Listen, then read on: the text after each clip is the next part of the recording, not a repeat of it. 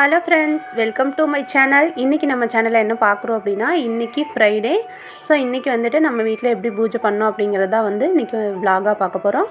நம்ம சேனலை first time பார்க்குறீங்கன்னா சப்ஸ்கிரைப் பண்ணி சப்போர்ட் பண்ணுங்கள். இவ்வளோ நாளாக சப்ஸ்கிரைப் பண்ணி சப்போர்ட் பண்ணிகிட்டு இருக்க அத்தனை பேத்துக்குமே ரொம்ப ரொம்ப தேங்க்ஸுங்க. வாங்க இப்போ நம்ம வீடியோக்குள்ளே போயிடலாம். வீடியோ பார்க்குறதுக்கு முன்னாடி ஒரு லைக் கொடுத்து பார்க்குறதுக்கு ஸ்டார்ட் பண்ணுங்கள். நீங்கள் கொடுக்குற ஒவ்வொரு லைக்கும் அடுத்தடுத்த வீடியோஸ் போடுறதுக்கு எனக்கு மோட்டிவேஷ்னலாக இருக்கும். இப்போ நம்ம அடுப்பு மேடைக்கு பொட்டு வச்சுக்கலாம். அடுப்பு மேடைக்கு பொட்டு வைக்கிறதுல மஞ்சளில் பச்சை கற்பூரம் கலந்த மஞ்சளில் கொஞ்சமாக தயிர் சேர்த்துக்கிறேன். தயிர் சேர்த்துட்டு இப்போ நம்ம இதில் அந்த மேடைக்கெல்லாம் பூசிட்டு இப்போ பொட்டு வச்சுக்கலாம். இந்த மாதிரி தயிரில் மஞ்சள் கலந்து நம்ம பூசுகிறப்போ தயிரில் கலக்கிறனால இதோட ஃப்ரெஷ்னஸ் ஒரு வாரத்துக்கு மாறாது. ஸோ அதனால தான் இது எதுக்காக பொட்டு வைக்கிறோம் அப்படிங்கிறது நம்ம வீடியோஸ் பார்க்குறவங்களுக்கு கண்டிப்பாக தெரிஞ்சிருக்கும். இல்லை அப்படின்னா ஃபஸ்ட் டைம் நம்ம சேனலை பார்க்குறீங்க அப்படின்னா அவங்களுக்காக சொல்லிடுறேன். இந்த மாதிரி பொட்டு வச்சுட்டு நம்ம சமைக்க ஆரம்பிக்கிறப்போ நம்ம வீட்டில் எந்த வித அன்னமும் வேஸ்ட் ஆகாது. ஸோ அதுக்காக தான். அது இல்லாமல் இந்த மாதிரி அம்மிக்கல், ஆட்டுக்கல், இடிக்கல் நம்ம இதெல்லாம் வச்சுருக்கோம் அப்படின்னா இதுக்கெல்லாம் வெள்ளிக்கிழமை நாளில் பொட்டு வச்சிட்டோம் அப்படின்னா நம்ம வீட்டில் வாஸ்து குறைபாடுகள் ஏதாவது இருந்தாலும் இது சரி பார்த்திங்க அப்படின்னா இது நான் அரிசி மாவு தான் இந்த மாதிரி பண்ணி வச்சுருக்கேன். இது வீடியோ உங்களுக்கு வேணும் அப்படின்னா கீழே கமெண்ட் பண்ணுங்கள். கண்டிப்பாக நான் உங்களுக்கு ஷேர் பண்ணுறேன்.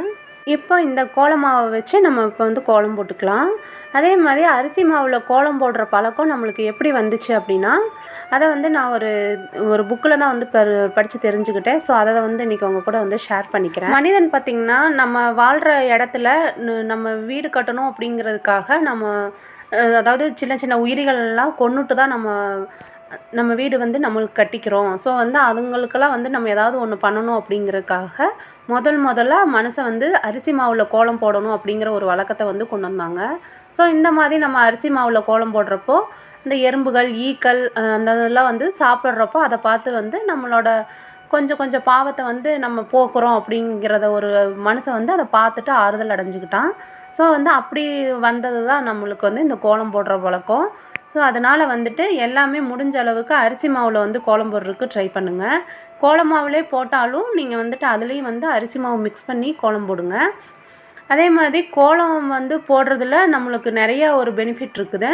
கோலம் போடுறது பெண்களுக்கு ஒரு நல்ல எக்ஸசைஸாகவும் இருக்குது. அதுவும் இல்லாமல் கோலம் மகாலட்சுமியோட அம்சமாக கருதப்படுது. தேவர்கள் காலையிலையும் சாயந்தர நேரத்துலேயும் பூமிக்கு வலம் வருவாங்களாமா.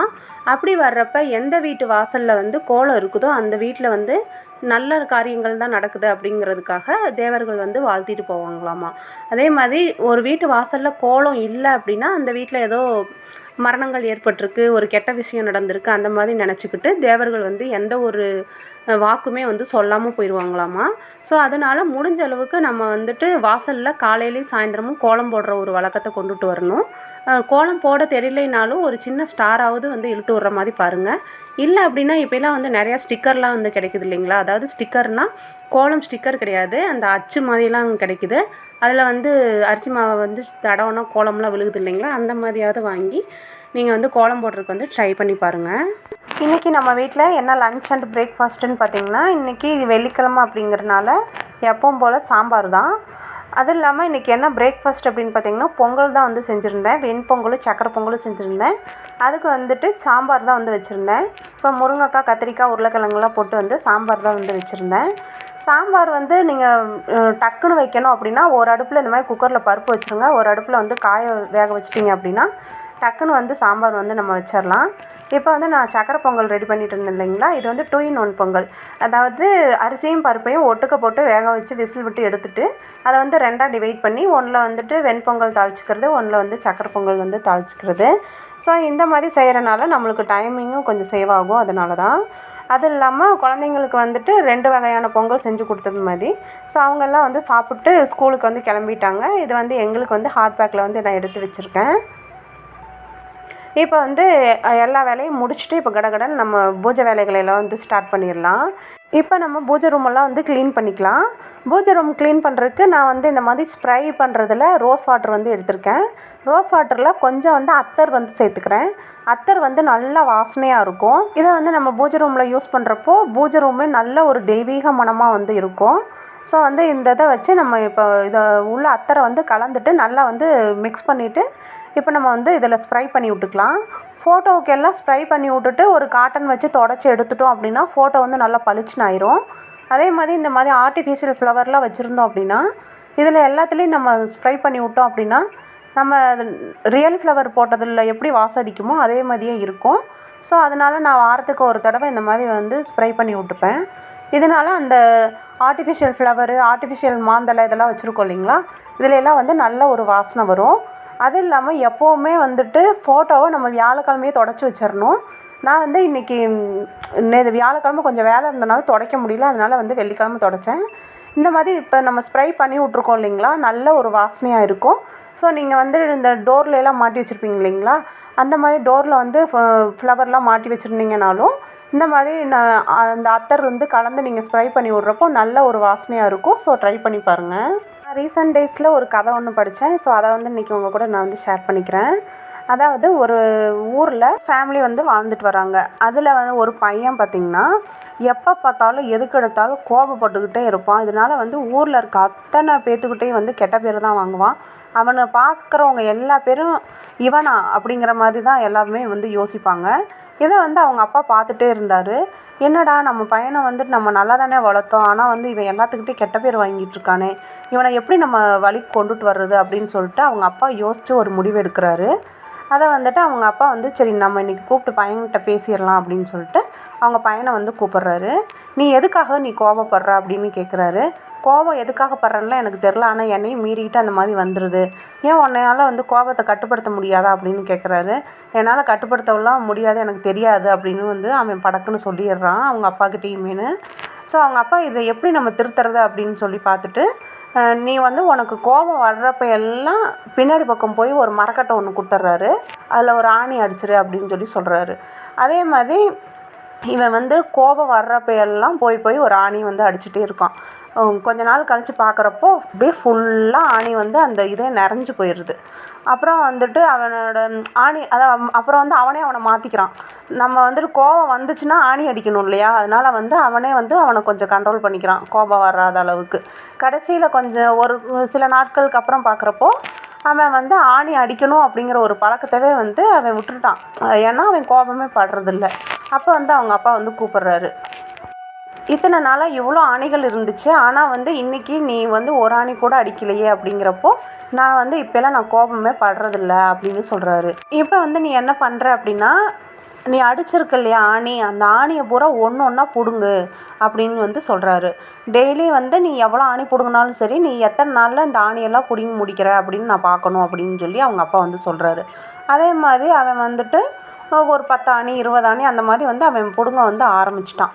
அவன் எல்லாத்தையும் கடைசியில் பிடுங்கி முடிச்சோன்னா அவங்க அப்பா வந்து கூப்பிட்றாரு. அவங்க அப்பா வந்து கூப்பிட்டு நான் இந்த மாதிரி வந்து ஆணியெல்லாம் பிடுங்கிட்டேன்ப்பா அப்படின்னு வந்து சொல்கிறாரு. அப்போ வந்து அவங்க அப்பா சொல்கிறாரு, நீ வந்து கோபம் வர்றப்ப ஆணியை அடித்த, இப்போ வந்து அந்த ஆணியை பிடுங்கிட்ட, ஆனால் வந்து அந்த மரக்கட்டை வந்து பாழாக போனது தானே. அதனால் வந்து எப்போவுமே கோபம் வந்தால் தண்ணியிலே மறக்கவே கூடாது. அதனால் வந்து இதை நீ என்றைக்குமே புரிஞ்சுக்கணும், உனக்கு வந்து ஒரு பாடம் சொல்லணும் அப்படிங்கிறதுக்காக தான் நான் வந்து இதை ஏற்படுத்தி கொடுத்தேன். அதாவது ஒருத்தரை வந்து இன்சொல்னால் நம்ம பேசிட்டோம் அப்படின்னா அந்த சொற்களை வந்து திருப்பி நம்மளால் எடுக்கவே முடியாது. அதனால் வந்து கோபத்தை எப்பயுமே கண்ட்ரோல் பண்ணுறதுக்கு பார்க்கணும். இதை தான் வந்து திருவள்ளுவர் சொல்லியிருக்காங்களே, தீயினால் சுட்ட புண் உள்ளாரும் மாறாதே நாவினால் சுட்டவடு. ஸோ அதனால தான் வந்துட்டு இந்த குறளையும் சொல்லி அவங்க அப்பா வந்து அவருக்கு வந்து எக்ஸ்பிளைன் கொடுக்குறாரு. ஸோ இந்த கதை வந்து எனக்கு ரொம்ப பிடிச்சிருந்துச்சு. எனக்கு வந்து ஒரு இன்ஸ்பிரேஷனான ஒரு கதைன்னே சொல்லலாம். ஏன்னா நானுமே அடிக்கடி ரொம்ப கோபப்படுவேன். இனிமேல் நானும் வந்து கோபம் படக்கூடாது அப்படின்னு ஒரு முடிவு எடுத்து வச்சுருக்கேன். ஆனால் அது எந்த அளவுக்கு சாத்தியம் ஆகும் அப்படிங்கிறது கண்டிப்பாக தெரியல. இப்போ வந்து நம்ம கடகடன்னு எல்லா வேலையும் முடித்தாச்சு. இப்போ ஃபைனலாக ஃபோட்டோவுக்குலாம் வந்து பொட்டு வச்சிட்ருக்கேன். ஃபோட்டோவுக்கு வந்து பொட்டு வைக்கிறது அந்த மஞ்சளில் நம்ம பச்சை கற்பூரம் கலந்து வச்சுருக்கோம் இல்லைங்களா, அதே மஞ்சளை தான் வந்து இதுக்கு வந்து யூஸ் பண்ணி பொட்டு வச்சிட்ருக்கேன். இந்த மாதிரி வாரத்துக்கு ஒரு தடவை நம்ம பூஜை ரூமை வாரத்துக்கு ஒரு தடவை பண்ண முடியலைனாலும் ஒரு 15 நாளைக்கு ஒரு தடவை இந்த மாதிரி பூஜை ரூமை வந்து நம்ம எப்போயுமே க்ளீன் பண்ணிடணும். அப்போ தான் வந்து நம்ம பூஜை ரூமில் வந்து எப்போயுமே நெகட்டிவ் வைப்ரேஷன் இல்லாமல் இருக்கும். அதே மாதிரி நம்ம வந்து முடிஞ்ச அளவுக்கு பூஜை ரூமை எவ்வளோக்கு எவ்வளோ பாசிட்டிவாக வைக்க முடியுமோ அந்த அளவுக்கு வச்சுக்கணும். அப்போ தான் வந்து நல்ல ஒரு சக்திகள் வந்து பூஜை ரூமுக்குள்ளே வரும். அதே மாதிரி எல்லார் பூஜை ரூம்லேயுமே வந்து கண்ணாடி இருக்கணும். ஏன்னா கண்ணாடியில் தான் வந்து நம்ம வீட்டோட குலதெய்வம் வந்து கண்ணாடியில் தான் காட்சி கொடுப்பாங்க அப்படின்னு சொல்லுவாங்க. ஸோ அதனால் ஒவ்வொருத்தர் வீட்லேயும் கண்டிப்பாக கண்ணாடி வைங்க. அதுக்கப்புறம் வீட்டில் வந்து நம்ம எல்லார் வீடுகள்லையும் இருக்க வேண்டிய ஒரு ஃபோட்டோன்னு பார்த்திங்கன்னா அந்த காமதேனு படத்தில் இருக்குது பாருங்கள். எல்லா தேவர்கள் முனிவர்கள் இருக்கிற மாதிரி காமதேனு படத்தில் இருக்கிற ஃபோட்டோ வந்து கண்டிப்பாக எல்லார் வீடுகள்லையும் இருக்கணும். அதுவும் இல்லாமல் வாஸ்து பகவான் படமும் வந்து வீட்டில் வந்து வாங்கி வைங்க. இந்த 2 படம் இருக்க வீட்டில் கண்டிப்பாக வாஸ்து குறைபாடுகள் அப்படிங்கிறது வரவே வராது. ஸோ வாஸ்து பகவான் படம் அப்படிங்கிறது இதுதான், பார்த்துக்கோங்க. இப்போ வந்து இந்த டோருக்கு மேலே சில குட்டி குட்டியாக அந்த விக்கிரகங்கள் வந்து ஒட்டி வச்சுருக்கேன். இப்போ இதுக்கு வந்து நம்ம பொட்டு வச்சுக்கலாம். இதெல்லாம் வந்துட்டு அந்த ஒரு லக்ஷ்மி கிட்டில் வந்த ஒரு சிலைகள் தான் அது. அதை தான் வந்து பூஜை ரூமில் வந்துட்டு இந்த டோரில் வந்து ஒட்டி வச்சுருக்கேன். இதில் வந்து டபுள் சைட் செலோடாப்போட கொடுத்துருந்தாங்க. ஸோ அதனால் வந்து அப்படியே வந்து டோரில் வந்து ஃபிட் பண்ணி வச்சுருக்கேன். இப்போ வந்து எல்லா ஃபோட்டோவுக்கு வந்து பொட்டெல்லாம் வந்து இப்போ வச்சு முடிச்சாச்சு. இப்போ வந்து நம்ம இந்த ஆர்டிஃபிஷியல் மாந்தலை வச்சுருக்கோம் இல்லைங்களா, இதுக்கு வந்து நம்ம இப்போ பொட்டு வச்சுக்கலாம். எப்போவுமே இந்த மாதிரி மாந்தலைகளுக்கு வந்து நம்மளுக்கு ரியலாக கிடச்சிச்சு அப்படின்னா ரியலாக யூஸ் பண்ணிக்கலாம். ரியலாக கிடைக்காது அப்படிங்கிறனால நான் இந்த மாதிரி ஒரு பார்த்தாலே ஒரு நல்ல ஒரு பாசிட்டிவ் வைப் வரணும் அப்படிங்கிறதுக்காக நான் வந்து இந்த மாதிரி மாந்தலையெல்லாம் வந்து மாட்டி வச்சுருக்கேன். நம்ம கண்ணில் படுற இடம் பூரா நல்லா க்ரீனிஷாக தெரிகிற மாதிரி நம்ம வீட்டுக்குள்ளே வச்சுட்டாலே வீடே வந்து நல்ல ஒரு மங்களகரமாக இருக்கும். நம்மளுக்கும் பார்க்குறப்போ ஒரு நல்ல ஒரு பாசிட்டிவாகவும் இருக்கும். அதே மாதிரி பூஜை ரூம் பார்த்திங்கன்னா நல்ல ஒரு வெளிச்சம் இருக்கிற மாதிரி வந்து வச்சுக்கோங்க. வெளிச்சம் இல்லை அப்படின்னா இந்த மாதிரி லைட்லாம் வந்து வாங்கி போட்டு பூஜை ரூமை வந்து எப்பயுமே பளிச்சுன்னு இருக்கிற மாதிரி வந்து வச்சுக்கோங்க. இப்போ பாருங்கள், நான் வந்து பொட்டெல்லாம் வந்து வச்சுட்டேன். எவ்வளோ அழகாக இருக்குது பாருங்கள்.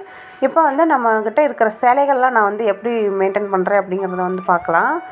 நான் வந்து இந்த மாதிரி என்கிட்ட இருக்கிற சிலைகளுக்கு எல்லாத்துக்குமே ஒரு டப்பு வச்சு அதில் வந்து நம்ம பைப்பில் இருக்கிற வாட்டரை அப்படியே நேராக வர்றது மாதிரி வந்து இது வந்து பண்ணிப்பேன். அதாவது அபிஷேகம் மாதிரி தண்ணியில். இதில் பால் இதெல்லாம் வந்து பண்ணுறதுனாலும் பண்ணலாம். நான் வந்து டைம் இருந்தால் பண்ணுவேன், இல்லை அப்படின்னா இந்த மாதிரி தண்ணியிலே வந்து பண்ணிப்பேன். இப்போ இதை வந்துட்டு நல்லா கழுவிட்டு இப்போ நம்ம இதில் வந்து பொட்டு வச்சு இது பண்ணிக்கலாம். இப்போ இந்த தண்ணியில் எண்ணெய் ஊற்றிருக்கேன் அப்படின்னா அந்த நான் அத்தர் வச்சுருந்தேன் இல்லைங்களா, அந்த அத்தர் தான் வந்து ஒரு 2 to 3 ட்ராப் வந்து அதில் விட்ருக்கேன். ஸோ வந்து இந்த மாதிரி சிலைகளை வந்து தண்ணியில் வந்து வாஷ் பண்ணுறப்போ நல்ல ஒரு சிலைகள் வந்து நல்ல ஒரு வாசனையாக இருக்கும். இப்போ வந்து சாமிக்கெலாம் வந்து ஜுவல்ஸ் போட்டிருந்தோம் இல்லைங்களா, அதையும் வந்து இதே தண்ணியிலே வந்து நான் நல்லா வாஷ் பண்ணிக்கிறேன். அந்த ஜுவல்ஸ் வந்து வாஷ் பண்ணுறப்போ ஒரு 2 சொட்டு வந்து விம் லிக்யூட் வந்து சேர்த்துருந்தேன். ஸோ இந்த மாதிரி வந்து நம்ம வாஷ் பண்ணுறப்போ அந்த ஜுவல்ஸ்லாம் வந்து நல்லா பளிச்சுன்னு ஆயிரும். ஸோ இப்போ வந்து நான் எல்லாமே வந்து வாஷ் பண்ணிட்டேன். இப்போ வந்து இதெல்லாம் தொடச்சிட்டு பொட்டு வச்சுக்கலாம். நம்மக்கிட்ட இருக்கிற சிலைகள் எல்லாத்தையுமே நம்ம வந்து இந்த மாதிரி ஒரு துணி வந்து தனியாகவே வச்சுக்கணும். நான் வந்து வைப்பிங் கிளாத்தாக வந்து இதை டிமார்ட்டில் வந்து வாங்கினேன். 5 பீஸ் வந்து 59 ருபீஸ் அப்படிங்கிறதுல அது வந்து நல்லா இருந்தது. அதனால் வந்துட்டு இதை எல்லாத்தையுமே வந்து பூஜை ரூமுக்கு யூஸ் பண்ணிக்கலாம் அப்படின்னு சொல்லிட்டு பூஜை ரூமுக்காக வச்சுட்டேன். இப்போ வந்து நான் சிலைகளுக்கு எல்லாத்துக்குமே வந்து பொட்டு வச்சுக்கலாம். ஒரு சிலர் வந்துட்டு கேட்பாங்க, எதுக்கு இந்த வேலையெல்லாம் இவ்வளோ டைம் எடுத்து பண்ணிக்கிற அப்படின்னு சொல்லிலாம் கேட்பாங்க. அதாவது இந்த வேலைன்னு இல்லை, இப்போ நான் என்னையவே எடுத்துக்கோங்களேன். இப்போ நான் வந்து கோலம் போடுறதுல நான் கொஞ்சம் இன்ட்ரெஸ்ட்டாக போடுவேன். இந்த மாதிரி சாமி கும்பிட்றது இதெல்லாம் வந்துட்டு நம்மளுக்கு வந்து இன்ட்ரெஸ்ட்டாக இருக்குது. ஆனால் பார்க்குறவங்களுக்கு இதெல்லாம் வந்துட்டு நம்ம ஒரு பெருமைக்காக செய்கிறோம் அப்படின்னு நினைப்பாங்க. நம்ம வந்து அதெல்லாம் நம்ம கேர் பண்ணவே கூடாது. நம்மளுக்கு என்ன பிடிச்சிருக்கோ அதை தான் வந்து நம்ம செய்யணும். அதே மாதிரி நம்ம மற்றவங்களுக்காக வாழணும்னு நினச்சோம் அப்படின்னா கண்டிப்பாக வந்து நம்மளோட இதை வந்து நம்ம என்றைக்குமே ஃபில் பண்ணவே முடியாது. அதனால் மற்றவங்க என்ன சொல்கிறாங்க அப்படிங்கிறத வந்து காதில் வாங்காமல் நம்மளுக்கு என்ன பிடிச்சிருக்கோ அதை வந்து நம்ம செய்யணும். ஒவ்வொருத்தருக்கும் ஒவ்வொரு இதில் இன்ட்ரெஸ்ட் இருக்குங்க. ஒரு சிலருக்கு ஸ்டிச்சிங் நல்லா வரும், ஒரு சிலருக்கு கிராஃப்ட் நல்லா பண்ணுவாங்க, ஒரு சிலர் நல்லா வந்து படிப்பாங்க, நல்லா வந்து ரீடிங் பண்ணுவாங்க. அந்த மாதிரி ஒரு சிலர் குக்கிங் நல்லா வரும். அந்த மாதிரி வந்துட்டு ஒவ்வொருத்தருக்கும் ஒவ்வொரு டேலண்ட் இருக்கும். ஸோ வந்து யார் நம்மளை என்ன சொல்கிறாங்க அப்படிங்கிறதெல்லாம் நம்ம எதையுமே கண்டுக்க வேணாம். நம்மளுக்கு என்ன பிடிக்குதோ அதை வந்து செஞ்சுட்டு போயிட்டே இருக்கலாம்.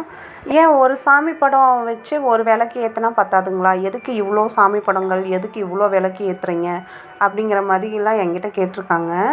டைம் வேஸ்ட்டு, அதுவும் இல்லாமல் வந்துட்டு இவ்வளோலாம் வந்து மெயின்டைன் பண்ணுறதெல்லாம் கஷ்டம் அந்த மாதிரிலாம் வந்து சொல்லுவாங்க. ஆனால் வந்து இதெல்லாம் வந்து இன்ட்ரெஸ்ட் இருக்கிறவங்களுக்கு இதெல்லாம் வந்து ஒரு பெரிய விஷயமே இல்லைங்களா?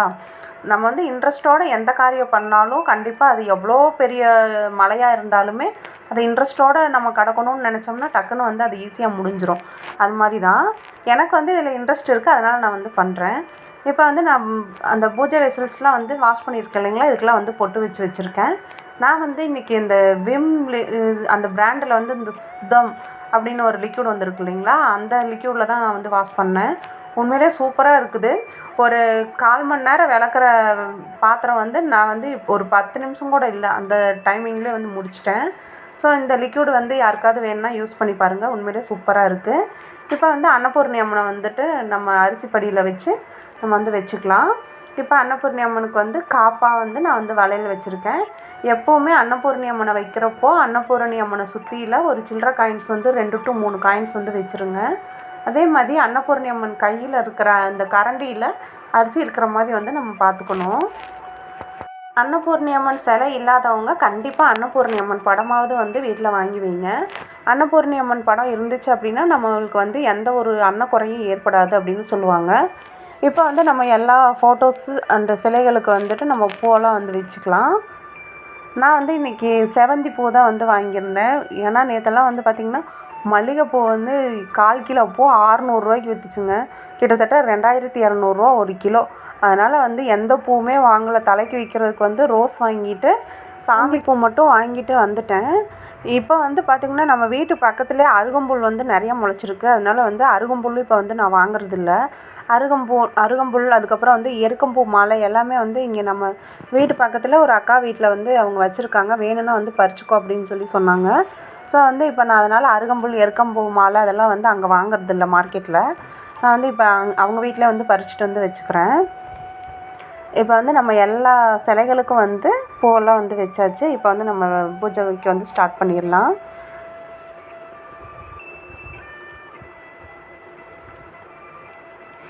விநாயகருக்கு வந்து அந்த அக்கா வீட்டிலேருந்து எடுத்துகிட்டு வந்து அருகம்புல் வச்சுருக்கேன். அம்மனுக்கு வந்து வேப்பிலை வந்து வச்சுருக்கேன். இப்போ வந்து நான் இன்றைக்கி 3 விளக்கு வந்து ஏற்ற போகிறேன். அது என்னென்ன விளக்கு அப்படின்னா, உப்பு தீபம் 1, அதுக்கப்புறம் வந்துட்டு கல்கண்டு தீபம் 1, வெற்றிலை தீபம் 1 வந்து ஏற்ற போகிறேன். இந்த 3 விளக்கு எதுக்காக ஏற்றுறோம் அப்படின்னா, உப்பு தீபம் ஏற்றினா நம்ம வீட்டில் வந்து எந்த ஒரு கடன் பிரச்சனைகளும் இருக்காது. ஸோ அதனால் வந்து உப்பு தீபம். கல்கண்டு தீபம் வந்துட்டு நம்ம வீட்டில் ஒரு சுப நிகழ்ச்சிகள் நடக்கணும் அப்படின்னா கல்கண்டு தீபம். வெற்றிலை தீபம் அப்படிங்கிறவங்க சொந்த வீடு இல்லாதவங்க வந்து வெற்றிலை தீபத்தில் ஏற்றினாங்க அப்படின்னா கண்டிப்பாக வந்து சொந்த வீடு கிடைக்கும். அதுவும் இல்லாமல் வெற்றிலை தீபம் வந்து வெற்றியை தரும் தீபம். அதனால் வந்து கண்டிப்பாக எல்லார் வீடுகள்லையுமே வந்து வெற்றிலை தீபம் எல்லாமே வந்து ஏற்றுங்க. நான் வந்து இந்த 3மே எனக்கு வேணும் அப்படிங்கிறனால நான் வந்து இந்த 3 தீபமும் வந்து ஏற்றிருக்கேன். இப்போ நம்ம வந்து நிலவாசலில் விளக்கு ஏற்றிட்டு அதுக்கப்புறம் வந்து வீட்டுக்குள்ளே போய் விளக்கு ஏற்றிக்கலாம். எப்போவுமே நிலவாசலில் விளக்கு ஏற்றிட்டு தான் வந்து வீட்டுக்குள்ளே வந்து விளக்கு ஏற்றணும். நான் வந்து ஃபஸ்ட்டு நிலவாசலில் ஏற்றிட்டு அதுக்கப்புறம் துளசி செடிக்கு ஏற்றிட்டு அதுக்கப்புறம் வந்து வீட்டுக்குள்ளே வந்து ஏற்றிருக்கேன். விளக்கு ஏற்றுறப்ப எப்பயும் நம்ம சொல்கிற மாதிரி செல்வ வளம் பெருக வேண்டும், நோய் நொடி அகல வேண்டும், கடன் தொல்லை தீர வேண்டும் சொல்லி வந்து விளக்கு ஏற்றணும்.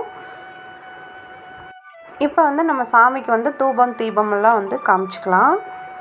ஃபஸ்ட்டு எப்பவும் போல் நம்ம நிலவாசலுக்கு தான் ஃபஸ்ட்டு பூஜை பண்ணணும். அதனால் வந்து நான் முதல்ல வந்து நிலவாசலுக்கு வந்து பூஜை பண்ணிக்கிறேன். இன்றைக்கி நான் வந்து சாமிக்கு என்ன பிரசாதம் வச்சுருந்தேன் அப்படின்னா, வாழைப்பழம் வச்சுருந்தேன், ஒரு மாதுளம்பழம் வச்சுருந்தேன், அப்புறம் வந்துட்டு கொஞ்சம் கல்கண்டு, அப்புறம் வந்து 1 டம்ளர் பால் வந்து வச்சுருந்தேன். இப்போ நம்ம வந்து வாசக்காலுக்கெல்லாம் வந்து பூஜை வந்து பண்ணிக்கலாம். நிலவாசலில் நம்ம வீட்டோட பாசிட்டிவ் தேவதைகள்லாம் குடியிருப்பாங்க. ஸோ அதனால் வந்து நிலவாசலுக்கு பூஜை பண்ணணும் அப்படின்னா சொந்த வீடு சீக்கிரமாக அமையும். அதனால தான் வந்துட்டு நிலவாசலுக்கு வந்து பூஜை பண்ணுறது. இப்போ வந்து நம்ம பூஜையெல்லாம் முடிச்சாச்சு. இப்போ நம்மளோட வேண்டுதல்லாம் வந்து எப்போவுமே உட்காந்து தான் நம்ம வந்து வேண்டிக்கணும். நான் வந்து இந்த 21 போற்றி வந்து சொல்லி இப்போ நான் வந்து அச்சதை போட சொல்லி நம்ம வந்து போட்டுக்கலாம். உங்களுக்கு தெரியல அப்படின்னா நீங்கள் வந்து ஃபோனில் கூட போட்டு விட்டுக்கலாம். இப்போ வந்து நாங்கள் வந்து கற்பூர ஆரத்தி வந்து காமிச்சிக்கிறேன். எப்போவுமே கற்பூர ஆரத்தி காமிச்சு முடித்தோன்னே நம்ம வந்து பூஜை ரூமில் அச்சதை அரிசி வச்சுக்கணும். அச்சதை அரிசி வச்சு நம்ம வந்து அம்மனுக்கு வந்து இந்த தீர்க்க சுமங்கலி பாக்கியம் தரக்கூடிய இந்த ஸ்லோகத்தை வந்து கண்டிப்பாக வந்து எல்லா பெண்களுமே சொல்லணும். ஃபைனலாக நம்ம வீட்டில் வந்து பூஜையெல்லாம் பண்ணி முடித்தாச்சு.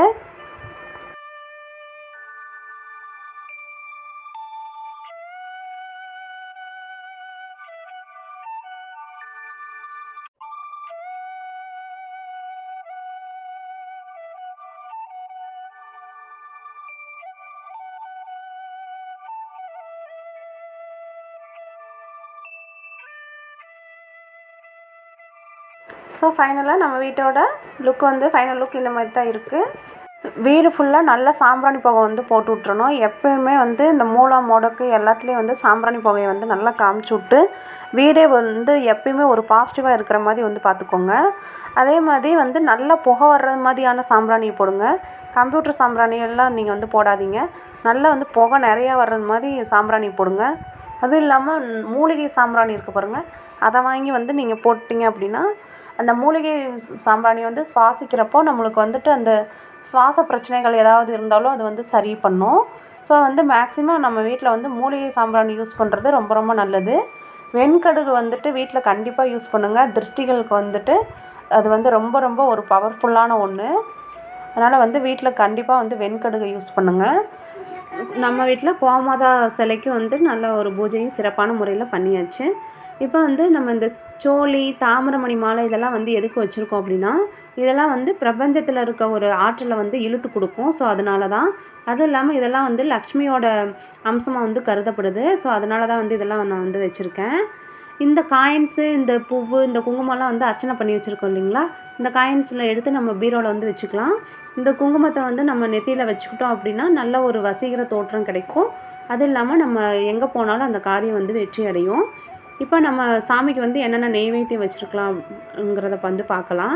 இந்த அட்சத அரிசி வச்சுருக்கோம் இல்லைங்களா, இந்த அட்சத அரிசியை வச்சு சர்வ மங்கள மாங்கல்யே சிவே சர்வேச சாரகே சரண்யே திரியம்பி தேவி நாராயணி நமஸ்துதே அப்படின்னு சொல்லி நல்ல ஒரு ஸ்லோகம் சொல்லி அந்த அட்சத அரிசியை வந்து அம்மன் படங்களுக்கு எல்லாத்தையும் விக்கிரகங்களுக்கு எல்லாத்துக்கும் வந்து போட்டு விட்ருங்க. ஸோ அவ்வளோதான் ஃப்ரெண்ட்ஸ், இன்றைக்கி பூஜை நம்ம வீட்டில் இந்த மாதிரி தான் நடந்தது. பூஜை வந்து எப்படி இருந்துச்சு அப்படின்ட்டு கண்டிப்பாக கமெண்ட்ஸில் சொல்லுங்கள். ஃபைனலாக வந்து நம்ம வந்து எலுமிச்சம்பழம் கட் பண்ணி மஞ்சள் ஒரு சைடும் குங்குமம் ஒரு சைடும் வச்சாச்சு. ஸோ தேங்க்ஸ் ஃபார் வாட்சிங்.